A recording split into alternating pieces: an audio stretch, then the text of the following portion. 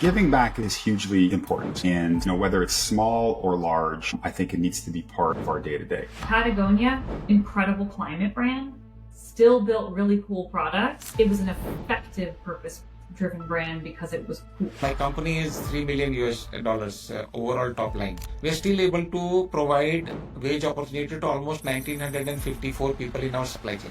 Welcome to Purpose Run Podcast, where purpose meets profit. I'm your host, Doriana, and in each episode, we'll be exploring the stories and strategies behind today's most inspiring purpose-forward businesses. From ethical brands to sustainability, we bring you the conversations with the people who are reshaping industries and redefining what success looks like.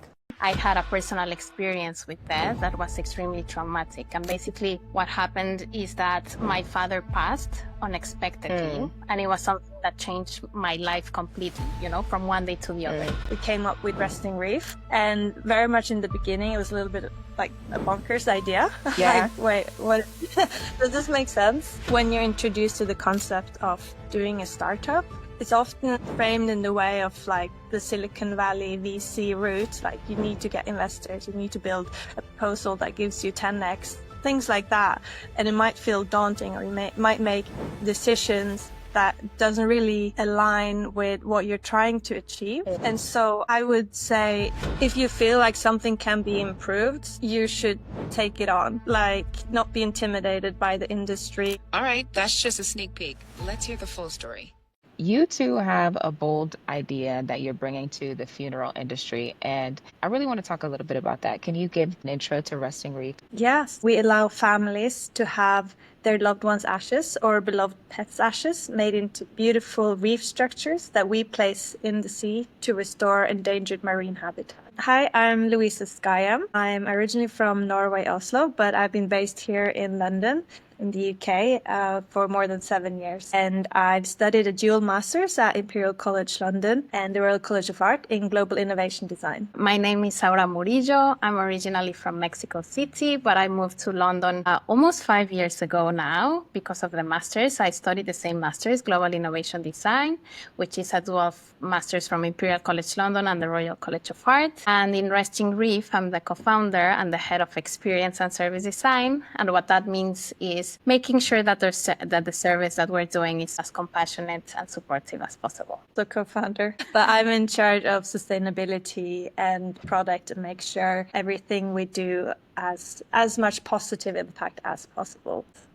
Wow, that's amazing. Can you explain the process of how you take the ashes and you put them underwater? How does that work? We take cremated ashes, and as Luisa said, this could be human ashes or pet's ashes. And what we do is that we create a unique formula that we mix with crushed shells, with sand and other materials. And with this formula, we then create or mold the memorial reefs. Once we have the memorial reefs molded, we place them underwater with a local community, a marine designated site. And after that, we have a process of monitoring the reefs. And this is to ensure that they are having impact and that they are providing environmental benefits at the same time that they do or provide social benefits for the local communities. You guys have been in Forbes, Fast Company, like some pretty high level publications, even early on. Of course, I want to know exactly how you did that, but let's talk about how Resting Reef started. So it started as your master's project, and that's how the two of you met. That's where we met.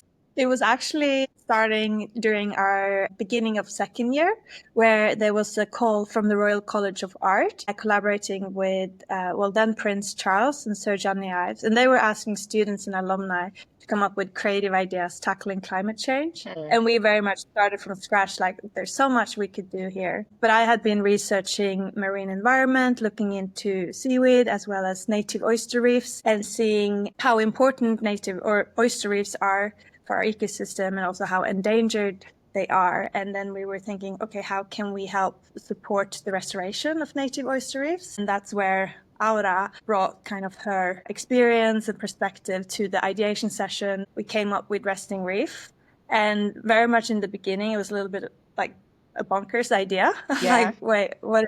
Does this make sense? But the more we were actually looking into the death care services industry and seeing, not only has the UK or other parts of the world run out of burial plots, there's also a lot of unsustainable practices within traditions. And so we were thinking, okay, there is space for this alternative that is very much nature-centered and is regenerating and supporting new life, and especially marine life. And so for us at that stage, it was like, it just made sense to deal with two large problems that somehow perfectly together supported each other. Could you give some context on like the traditional funeral industry? I know when I was doing a little bit of research before our conversation today, I was really surprised. These are things that, the average person isn't really thinking about, especially the environmental side. Could you touch on that? Yes, it's definitely an industry and a topic that we don't really talk about. And sometimes what happens is that when it comes to the decision making or the moment where you need to take some decisions, it's challenging. Because as you said, it's not something that in the day-to-day we discuss. But yeah, there are different ways when it comes to death care services and different alternatives. And the most traditional ones is you can get a burial of a cemetery, or you can also get cremated. So the way that it works is that your body will go into a chamber and then the end result will be ashes. And what happens is that those ashes are given to the families as an urn, or it could also be that, for example, it's for some chapels or let's say other types of centers, depending on the religion, will keep the ashes. But those are the most common alternatives. And then after that, there are different memorial types, or let's say options that you can choose from. For example, a very well-known one, or at least one that has become very popular, is tree burials. And what this means, for example, is that you get a tree and you are able to plant or bury the urn with the ashes under that tree. But let's say these options sometimes are symbolic. It's not that the ashes are contributing to the growth of the tree,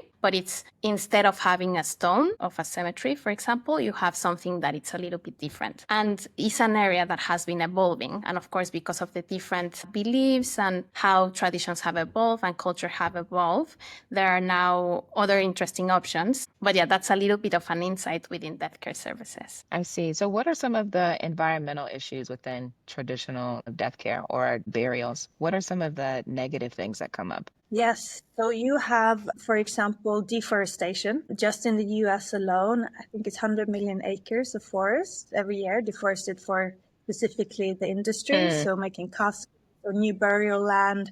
There's also embalming fluids that goes into the groundwater. There's caskets with a lot of materials that might don't biodegrade. You also have a lot of steel and cement to build large cemeteries and the infrastructure for these sites. Yeah, and there's also cremation releases too. There's also options coming out or that are available in the US, Canada. Is now legal in the UK, and it's called water cremation. So you end up with pure bones and a liquid, and these pure bones are they're basically 100% calcium phosphate, which is super rich in phosphorus, which is the nourishing element when we incorporate into our reef structure, because there's already existing research showing that by adding bone ash to artificial reefs, it significantly enhances marine growth. So yeah, we see Resting Reef not just as like a beautiful, meaningful way to like store the ashes in a specific location, but it actually nourishes and contributes to generating life. Wow, there's so many things that go on in this industry that I think is unknown, things that is not commonly talked about. I feel like I've learned so much even just from this little snippet that you guys have shared. So most people kind of think about the funeral innovation as a little bit morbid, but I think you've shown that it can be really beautiful, especially with I think you called it the water cremations, where you can take the nutrients of the body and have it be able to give back in a certain way. So what kind of made you guys think about funeral innovation differently? Yes, it's interesting. I feel that the funeral industry is perceived as morbid because this aspect of fear of death and how death is perceived, or it's considered, let's say, a final phase, right? That nothing else happens afterwards. And you have different approaches, traditional and religious approaches of what happens after death. But there is, in a very pragmatic way, let's say you have the funeral, the burial, and the cremation, and then it's over. Right? And for us, what we want to do with Resting Reef is making sure that death translates into a narrative of this possibility of generating new life. How death is not a final phase, but it's something that it's in the cycle of nature. right? And that it's the possibility of going back to Earth and being present in a different way, right? So I think something that a lot of people see as attractive with what we're doing is this aspect of the celebration of life and how there's a continuation of life, right? There's something more, and the legacy that lives beyond is not something final. That's beautiful. It's not as final as we perceive, and that even Yes. when we're gone, we can continue to give back to what's still here on Earth. That's amazing. And have a positive impact as well. So I know, Arda, Yes. you have a personal story that's really connected to how Resting Reef started. Could you talk more about that? Yes. So some years before the master's, my master's started, and before moving to London, I had a personal experience with death that was extremely traumatic. And basically what happened is that my father passed unexpectedly, and it was something that changed my life completely, from one day to the other. I had to deal with the process of going through the funeral, understanding and feeling that everything was extremely bureaucratic, that it was not resonating with what I wanted, what my family wanted, or even with the values of my father. So it was a little bit frustrated. But in that moment, I was going through the process of grief. And of course, I needed to have space for myself and heal. But then when I started my master's, I said, going through this experience, it's something super strong. It's a very strong experience. And I know that there's lots of people out there that experience this, because death is something that happens to everyone, right? So why is it that death is super complicated to talk about? Why is it a taboo sometimes, right? And why is it that when I was going through the process of the death of my father, that I felt extremely uncomfortable when it's an opportunity of actually honoring his memory? So that's when I decided to dedicate my design practice into researching the topic of death, putting death in the center of the conversation, having discussions with people around the world to gather feedback, testimonials, stories, and also having conversations with experts, right? What is happening? What is the grief process? What are some traditions out there?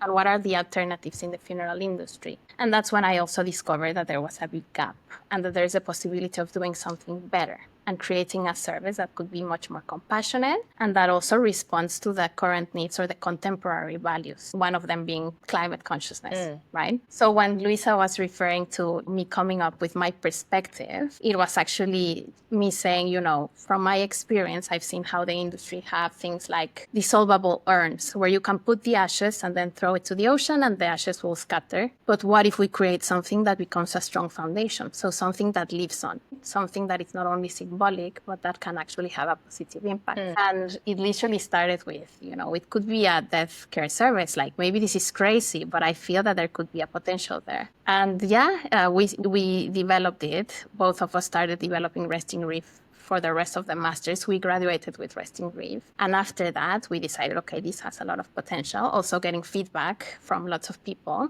and traction. So let's do it as a business and let's continue it and devote our professional life into making this happen. Wow. Was there a moment that you realized that this was more than an interesting project that you could do for your master's program, but that it was a viable business idea? It was a lot of interviews we had with people who had experienced death, but also experts within the marine conservation field, as well as engineers and people within design backgrounds. And it was generally like really, really positive feedback and response. And often people were like, oh, wow, that sounds like something I would want for myself. Or we scattered my mom's ash by the coast, some months ago or last year. But if I knew about this is probably something she would have wanted. So these were a lot of responses we got. So we saw wow, we're really onto something that people connect with. And of course, sometimes we got feedback from some experts being like, it's really complex what you're trying to do here. Yeah, it's not easy, with the engineering, marine environments and changing perception of death and all of these things. But it was very much that positive feedback, I think, that has driven us forward to feel like, this should exist and be available, especially, let's say, for all of us who are alive and would want something like that in the future. Someone needs to set it up and make it available. Right. It doesn't happen overnight. So, yeah. Yeah, absolutely. It sounds like a big shift in values is kind of what allowed for a concept like Resting Reef to be able to develop. People are caring more about the environment. They don't want death to feel, so final. Was there anything else that you felt like in terms of the value shift really contributed to this? Yes, there's also this aspect of how people are becoming maybe a little bit less religious, or maybe they're also looking for alternatives that respond to their own personal values. Because we've also have seen how when organizing a funeral, for example, or choosing an option, you tend to do what your previous generations have done. And it's something that is guided by traditions, right? So you will have people that maybe they feel super weird when they are performing a traditional practice because it's not something that they have done before or they have practiced. Or so there's definitely this shift. And as you said, there's some reports, specifically in the UK, that we've researched a lot the market, that are showing the trends of people wanting a celebratory funeral or end of life service, where it's not something super traditional and conservative, but there is this element of what can we, let's say, change from the funeral ceremony. Instead of going all black, let's have some colors, or let's curate the music that we want for that or for granny, right? And there are small steps that people are taking towards also personalizing their funeral service in a way that feels meaningful. Resting Reef is following those trends, but we also see that we are disrupting because we're kind of introducing something that a lot of people say like, I've never thought about something like this. So it's making sure that we are innovative, but at the same time that we are grounded and that we are understand what is happening out there and what are the things that people are looking for to be able to create a successful service. Yeah, I was talking to my mom the other week and telling her that I was interviewing the two of you, and I explained the concept, and she said, I never thought of anything like that. So I'm curious, what are some of the craziest responses that you two have received when you're talking about the concept? Because it's so new, it's so different. Yeah, I mean, we've received all sorts of responses, positive and negative ones. For example, positive, there was this lady, we had a conversation, and she was interested in our site in Bali. And she said, my father always wanted to go to Bali, and there was never an opportunity. So I love that this idea is giving him the opportunity to be there or to visit, or like as a destination, right? And that, for example, some of the negative reactions is this aspect of being perceived that you will be eaten by fish, or some aspects that are a little bit more, on the morbid side of things. Fear-based, but I would say I'm sure. Yeah. Yeah, they're like, oh, I actually am very uncomfortable in the sea, so I don't want to be there. So things like that. Or the idea of giving some human traits to the reef, saying, I will feel that my loved one is drowning, or this aspect of not being able to breathe. Or. But I would say that overall, we've been very successful in receiving positive feedback. And the people that come to us, it's mostly with wow, this is mind-blowing, or wow, this is a very beautiful way of seeing or perceiving the death of my loved one. Because it suddenly changes the conversation, right? You see that in a different light. So I think that is also what a lot of those positive comments have in common, this aspect of changing the perception. We've also asked a lot of people trying to understand what is important for them when choosing an end-of-life service or a memorial site, for example. Sometimes the responses are like, I really don't care where in the world, as long as I can have a positive impact. And I feel like that is meaningful to me. Others are like, I would want my family, or I would want to visit my loved one regularly. So proximity is important. While others are just like, you know what, like being in Mexico or Bali just sounds like heaven on earth. And it's kind of this there is a beautiful place where your loved one is continuing in some form or another. Yeah, I'm glad that you guys are receiving so much more curiosity, oh, this is strange, but I want to know some more. That's exactly how it was with the conversation with my mom. She's like, I'm intrigued. Yeah. It's like, I haven't heard anything like this one before, but I'm intrigued. So that's amazing. That's really great. So you two have been in the press really early on with Resting Reef. How were you able to achieve that? Did you have a PR firm that you were working with, or what was your communication strategy for that? I think it was a mixed approach. So I would say that being part of the RCA and the Terra Carta competition that Luisa was mentioning, of course, gave us a lot of visibility, right? Because of how established these institutions are, and let's say the influence of the stakeholders that were organizing this competition. So I would say that definitely gave us the initial steps and the traction in the beginning. But then I will definitely say that it has been an effort that we've recognized as an important aspect to develop for the business, the area of brand awareness. right? And making sure that we are out there as much as possible for people to see that this is an alternative. So we've also very actively, apply to different competitions. We write emails to journalists. We receive a lot of rejections. And I would say that the things that you see out there is the positive outcomes from all of that effort. But definitely, I think the fact that we have an innovative and disruptive concept also plays a big role in attracting people's attention. It's an interesting Yeah, story because to tell. Yeah, go ahead, Luise. there were quite a lot of other interesting finalists of this competition. However, Dezeen and Fast Company reached out to us and wanted to do, a full article about what we were doing. So it showed that, it was beyond just the stakeholders of the competition. It was like, okay, this is quite interesting concept for the readers as well. And as death is, not always talked about, kind of it can have that news effect, bringing something new to the public. Yeah, I see. So it sounds like it was a combination of both organic, based on, the public spaces that you were in, and then organizations reaching out to the both of you to tell the story further. And because it's so disruptive and, also the cultural shift that's happening with the way that people think about death, that's also what helps secure those. Yes.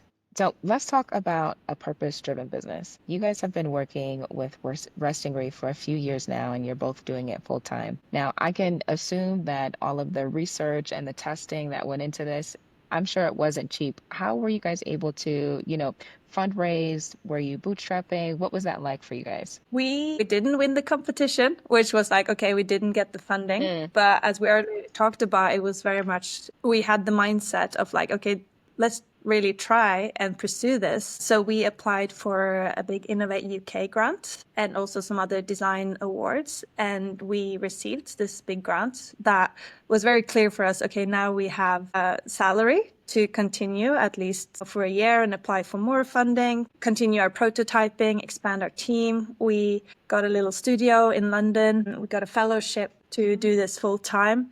And by kind of also bootstrapping and doing it quite lean, but every little improvement or milestone or testing we were able to do, we were quite proactive with sharing it with our supporters and our followers and leading towards a crowdfunding campaign where we were like, we want to do a pilot, but we need your support. And that we successfully met our goal, which then allowed us to hire our head of conservation and restoration, Dr. Zach Bogues, and have him on the team to help us set up the pilot. And he had the connections to Bali as well. So he's like, we have this beautiful site with a community that is familiar with reef restoration and are supportive of it.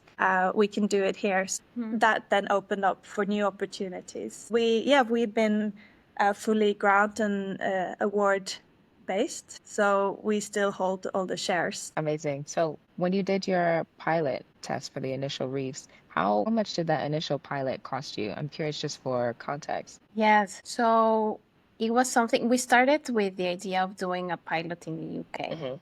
For the crowdfunding was 25K. And that was basically for us to be able to support our labor, but at the same time cover all the direct cost of setting up, subcontracting costs for some of the technical elements that we had to develop. And then when we were able to go to Bali, the costs were reduced, but then we were also able to there was also a time where we were able to secure more funding. So in the end, it was not only that we had the funding to do the pilots in that moment, but also like extend the runway. And I would say that the cost of that pilot in Bali was, it was something that worked really well.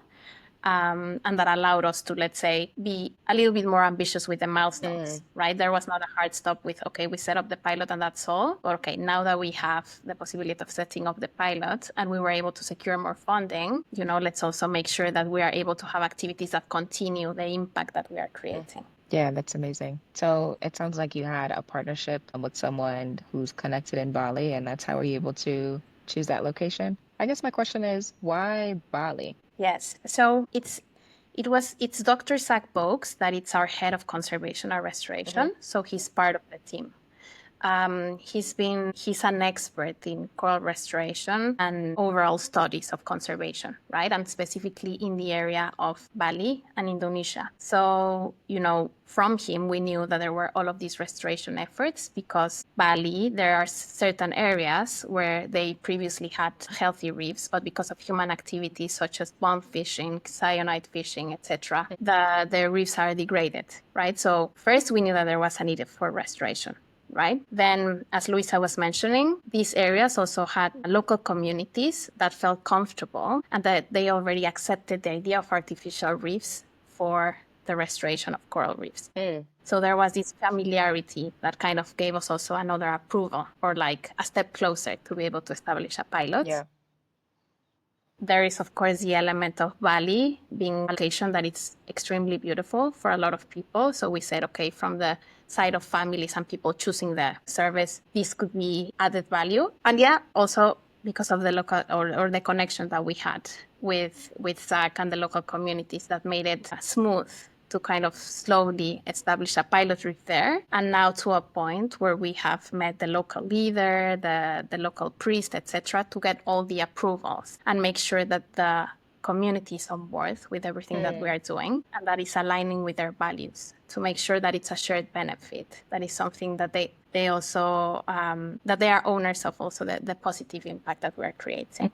Yeah, it sounds like those partnerships really go a long way, and that you didn't have the mindset of, okay, this is a great location. We know that there is, a sustainable issue that's happening here that we can solve, but really connecting the local community as part of the solution too, and making sure that they could benefit too. Yes. And I would add that we've realized that how important it is to involve them in the decision-making process from like the early stages, right? Because there's lots of projects out there that maybe have just gone to a specific area, established without consultation and without the approval of the local communities, and they receive a lot of backlash, right? So we said, okay, we also want to make sure that we are developing a business that has non-extractive practices. And when we go there, we're genuinely collaborating with the local community and making sure that they are part of the efforts, right? And that those efforts go beyond just like a transactional thing, right? It's a shared commitment, right? So yeah, it's also something that has been guiding us as we approach with the local communities and as we learn from them. We've realized that there is also here like the social impact and also the possibility of making them part of the initiative,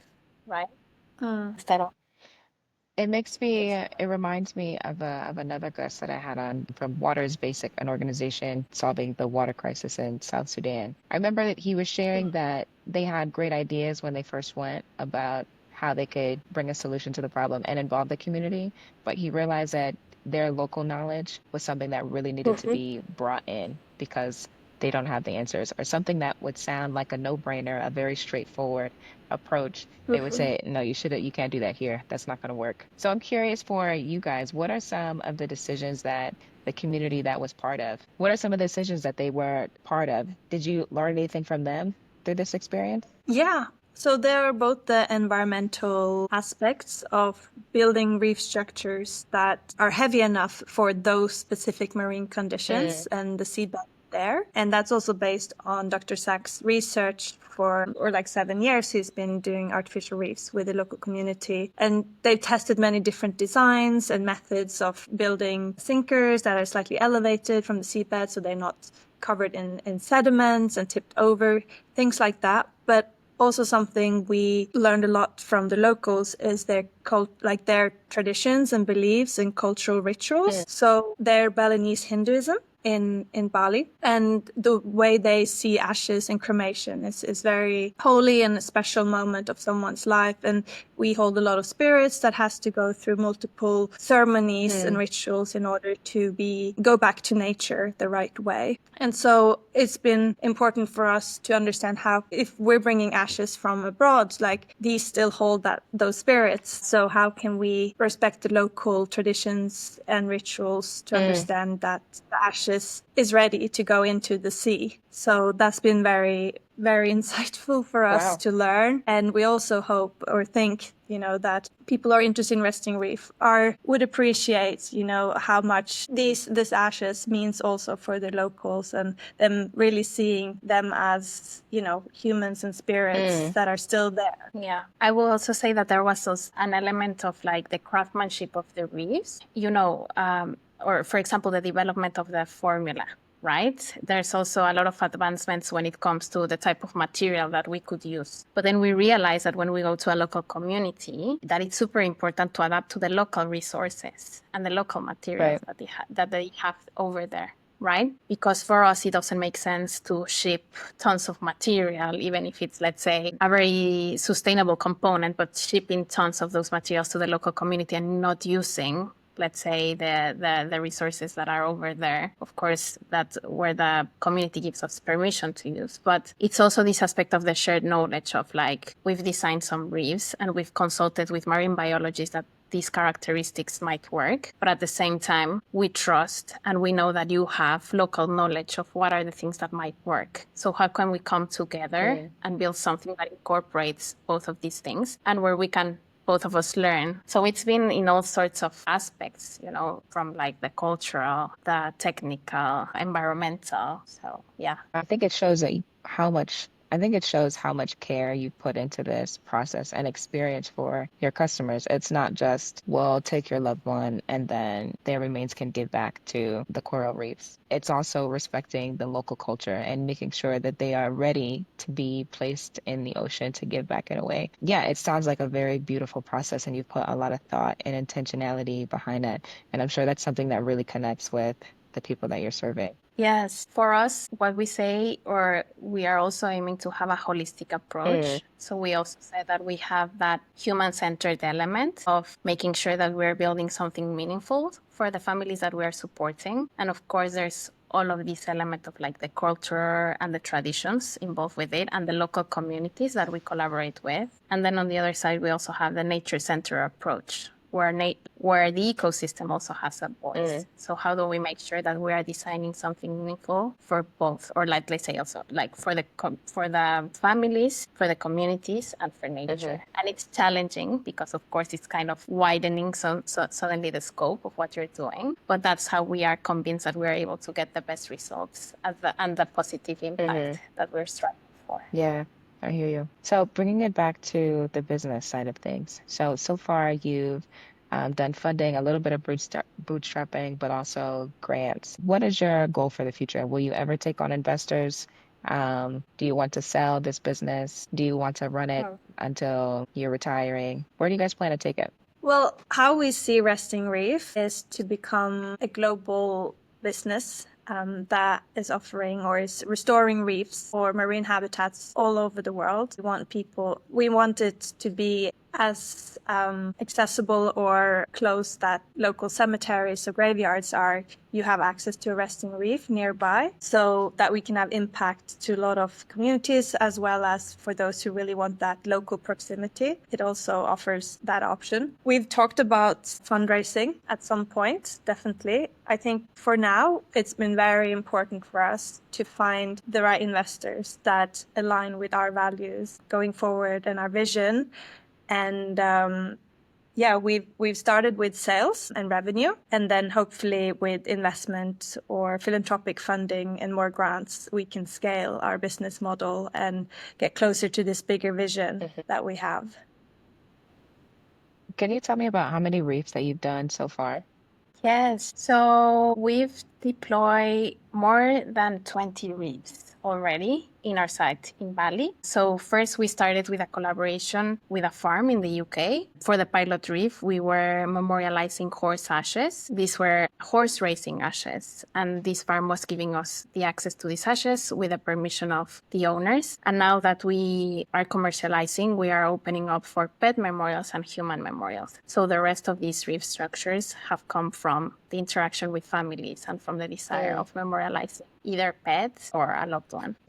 Can you tell me about some of the challenges that you've faced along this journey and what helps you guys overcome them? I would say one of the challenges sometimes is even, sometimes imposter syndrome, starting from being a student and not feeling you were expert in anything. And then having a lot of advisors, experts, and having all their input, making sure what we're creating is solid. And then slowly, realizing we've become the experts in exactly what we're doing and being confident in our decision making and our guts and our values, and be like, taking on board advisors is important, but still be like, okay, we're shaping this business, and we need to be confident with the decisions we're taking going forward. So I think that has been a challenge, and we have each other to support and remind each other as well that we have control of what we're doing. Yeah, I think that has been super important. The fact of being able to bounce ideas, or sometimes when one is not in her 100%, being able to kind of say, okay, I need a breather. Can you please take over, or make sure that you move the business forward?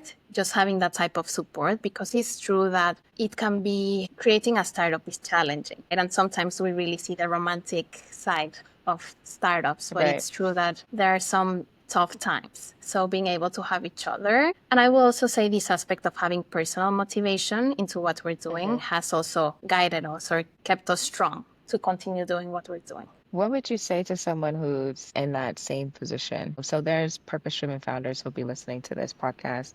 Someone who, you mentioned imposter syndrome, someone who's facing that or is just directionless. What would you say to someone who's in that space? Tough one.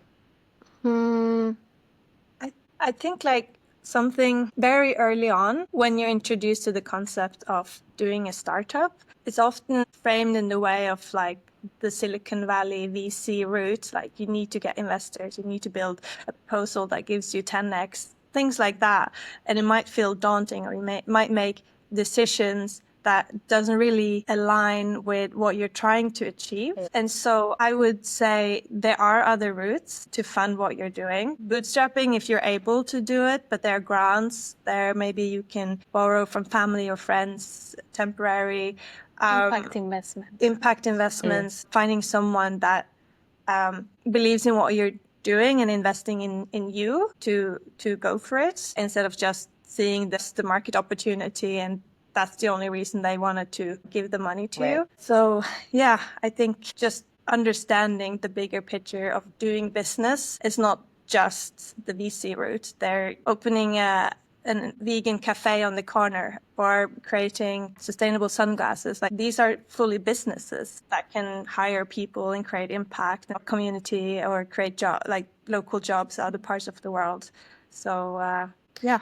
Yeah, I would say also when it comes to imposter syndrome, it's just this aspect of understanding that there's a huge system that imposes you to believe, or that it's specifically with women, or not trusting sometimes what you're doing, or not feeling completely empowered in a world where it's male dominated, or where, have less chances to succeed. So I think it goes back also to the co-founder aspect that we were saying, or a supporting network, or being able to relate yourself with female founders or women founders, right? Because it's tough. I don't think it's just a matter of changing the mindset, because it's a whole system that is kind of sometimes suppressing you. So getting those networks, and as Luisa was saying, in the end, you are the one driving the business, and you are the one dealing with the problem and having conversations with people. So trusting your intuition, because in the end, that intuition is informed by all the expertise that you've been getting, right? So step by step, it's something that of course requires a lot of practice, but yeah, understanding that it's not your fault. Imposter syndrome is definitely something that women have, and that it's tough. So a lot of our listeners are either founders or working with brands who are aligned with a purpose. How do you connect your purpose with your profits? So in your messaging, how you're acquiring new customers, and how are you balancing that purpose with your margins as you continue to grow? I think it's really important to understand, why are you building this business? Or why are you doing what you're doing? Does the goal of this business or the values you're creating align with your own? Because if they align with your own values, it's quite easy, because you're taking decision based on what you think or you feel is right based on what you know. And then it's clear for you as well of like, okay, am I doing this because I want the biggest margin and so I can buy all of these things? Or am I doing this because I want to make an impact, or I want to create more jobs, or bring this back into innovation within the sector that needs extra funding? So having that internal motivation and being aligned with it, I think makes it easier doing an impact-driven business. So where are most of your customers coming from? Let's talk about that for a moment. Yes. So we are in a phase where we are starting to commercialize with both. We're launching the pet memorial service and human memorial service. So we're definitely in that stage of also trying to understand what is working well. We've noticed that a lot of them come from one-to-one conversations, or like having that direct interaction with us or with a team, because we know that the service that we're offering, and in the end of life, it's something that requires lots of trust and being able to. It's something that takes also a longer decision-making process. We've also tried to increase the networking opportunities, or let's say our exposure to being in those places where the people are looking for end-of-life services, or where they are performing the activities that relate to Resting Reef, for example. But then there's also this aspect of the importance of creating partnerships. So being able to establish, let's say, relationships with, in the case of memorial services, pet memorial services, with those centers that, for example, are offering water cremation services, and maybe that they are the ones guiding families, right, on what are the different options out there. So having those partnerships have allowed us to put ourselves in the map and have other distribution channels, or having other voices that are helping us spread awareness of what we're doing. Really having those advocates in the spaces where those trusted relationships are being formed, so those people can, funnel the people to your service. It sounds like, partnerships, relying on other people's audiences, their networks, to be able to bring you your customers. Yes.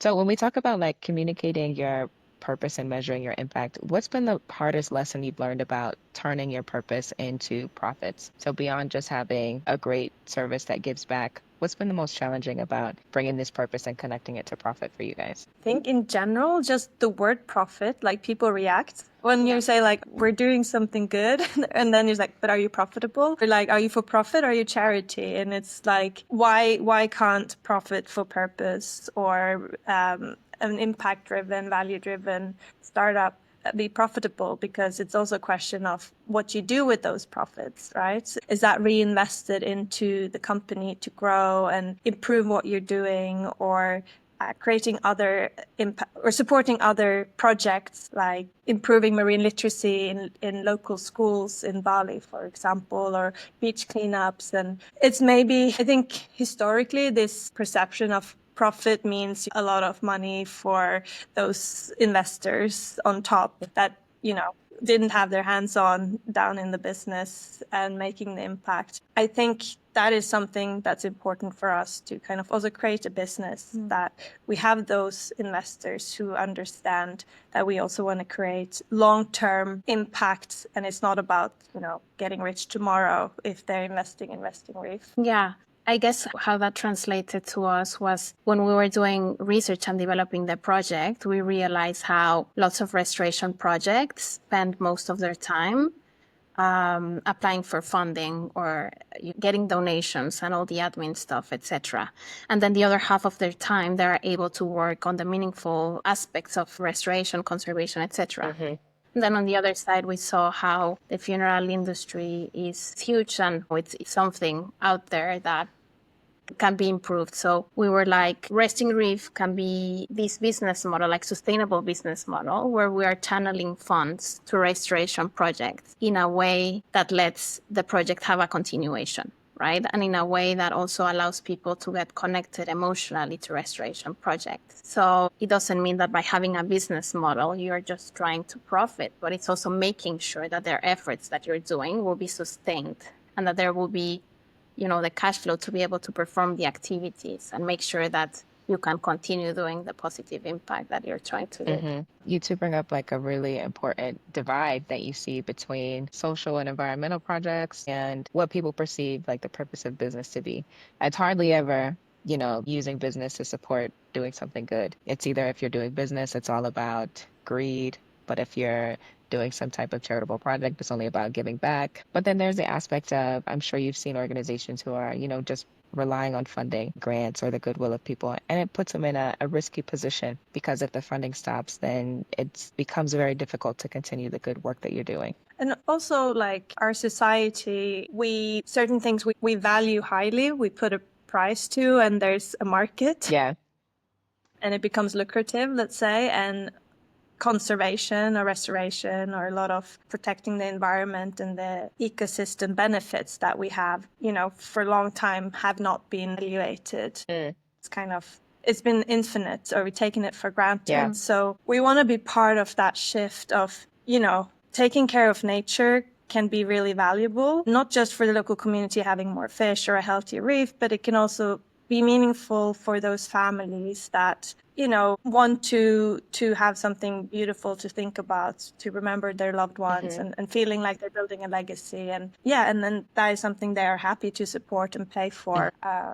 Yeah, absolutely. So how are you guys maintaining your ethical standards and your sustainability standards? Are you doing this through certifications, reporting? What does that look like for you? Yeah, well, specifically on the side of death care services, we've realized that, in order to gain the trust and be established in that industry, we had to have all the certifications that validate our services. For example, some things that we've been doing is getting certified as funeral celebrants, right? Getting the training to understand how to conduct a ceremony. What are the steps that you need to follow when guiding a family? Drafting like a eulogy for someone that has passed, etc. I think it's an open process. We know that there's always things that will be in the radar to improve and be better. And I guess from the sustainability aspect or the environmental aspect, there are lots of regulations and specific permits that we need to acquire depending on the site or, let's say, the country that we are establishing. So making sure that every time that we're planning to expand to a marine site, having that in mind, consider it also in our timeline and making sure that we are following all of this, because in the end, it's something necessary. And I guess there is this whole aspect of acknowledging that step by step, we're building something that is as sustainable as possible, right? That maybe right now, as we're growing, we're not able to get there, but that we are always striving to do that and being open and transparent about it. Something that at least we've seen that people appreciate, and that it's something that also helps us when it comes to peace of mind and making sure that we are doing the things in an ethical and the correct way, following the norms, following the rules, etc. Yeah, I hear you. I think that's such a huge piece especially with the communications on the impact side. Especially as you're a growing business, you can't always meet the highest standards that a larger organization might be able to with all their resources. But, setting those goals and being transparent about where you are, I'm sure that makes a huge difference for you guys. Yeah, and it's constantly decision making, from sites like site to restore, or what type of materials to use, or communication. There's not like this is 100% sustainable and this is super bad. There's always nuances and complexity within the decision making, but we really try to make as informed decisions as possible and consider, this potentially will have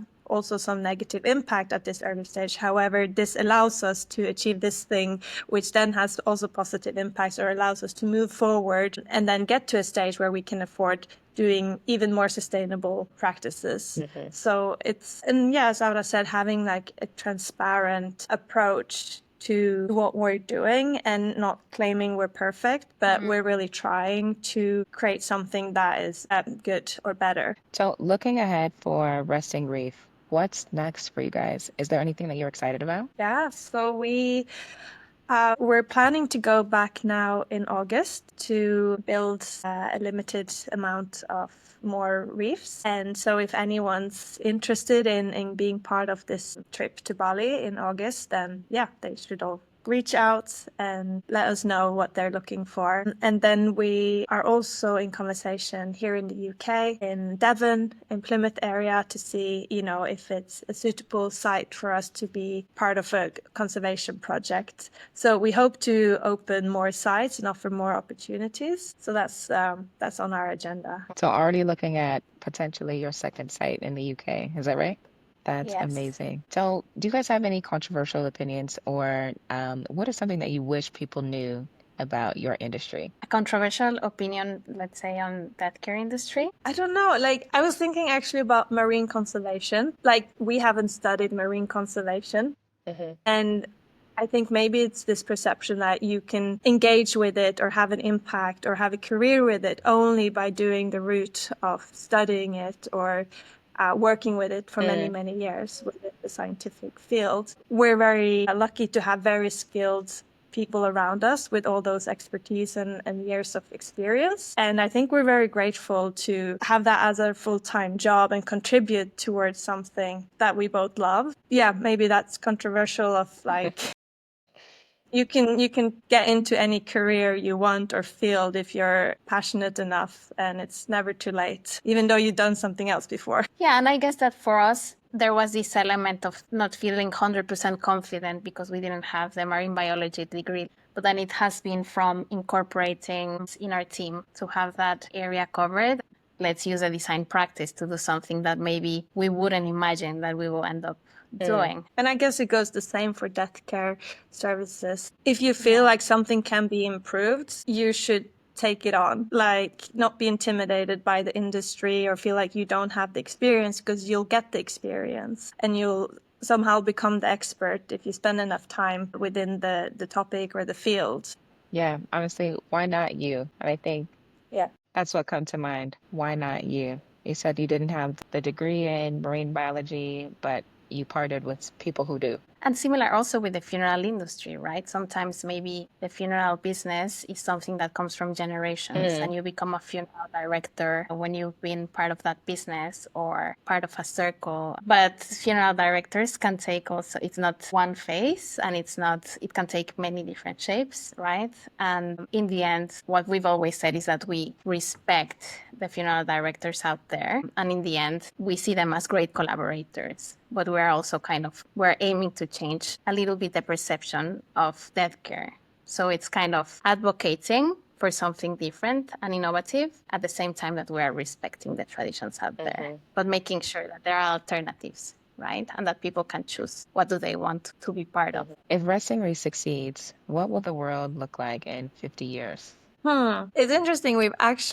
Someone have asked sometimes, like, so what do you do when there's no more seabed to restore? Like, is that the end of your business? And we're like, well, if that's the case, because there's no need for restoration, then that's a success. Then we won. So yeah, that would be a goal. I think Resting Reef being available, just as, let's say, cemeteries are part of cities, it will be like a great vision, right? A vision where you have different alternatives and where the world is also shifting towards green alternatives and where you are able to choose something that resonates with you and that it's giving you the meaning you deserve to be able to honor the memory of your loved ones. It's become a new tradition. Yeah. To That celebrate honor- lives. Yeah. That's amazing. Do you guys have any final thoughts for people who are working in a business that's connected to purpose? We believe that a lot of the growth that we've had comes from conversations and connections. So I would say, like anyone who's listening, we invite them to have a conversation with us, to reach out. Of course, it doesn't necessarily need to be for a service, but we are super interested in getting to know purpose-driven founders that are leading a business. Feedback Of course, of how it can be, even more meaningful or improve what we're doing. Yeah, so I would just like to invite people to, if they are interested in what we're doing, or if this conversation was interesting for them, to visit our socials and at the same time to connect with us personally to keep the conversation going. Thank you both so much for coming and speaking with me today. And also congratulations to the two of you for what you've achieved in just a few years with Resting Reef. It's a really beautiful initiative, and you're creating a sustainable business in a way that can give back to the people who want to honor a loved one, the communities that you're partnering with, and then the environment as well. So that's really amazing. I have so much respect for what you guys are doing. Thank you so much for having us and for giving us this space to share about Resting Reef. We really admire what you're doing as well. And it means a lot to be able to share the vision of Resting Reef and the vision that we have for better death care services and the restoration of marine ecosystems.